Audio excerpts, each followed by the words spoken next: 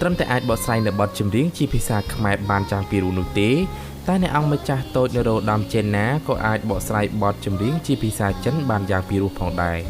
កាលពីរាត្រីថ្ងៃទី18ខែមិថុនាឆ្នាំ2019ព្រះនាងតូចនរោត្តមចេនណាក៏បាន cover បទចម្រៀងចិនដែលបកប្រែជាភាសាអង់គ្លេសថា The Moon Represents My Heart ជាមួយនឹងសំនៀងដ៏ពីរោះបូករួមនឹងការបញ្ចូលមនោសញ្ចេតនានៅក្នុងបទចម្រៀងនោះផងរត់តែធ្វើបទនេះកាន់តែកំសត់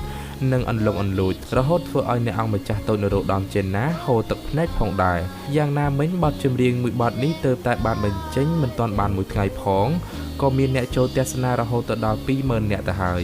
គូបញ្ជាក់ថាព្រះនាងតូចនរោត្តមចេនណាអាចនិយាយភាសាបានទៅដល់5ផងដែរនៅក្នុងនោះមានដូចជាភាសាខ្មែរភាសាអង់គ្លេសចិនថៃនិងបារាំង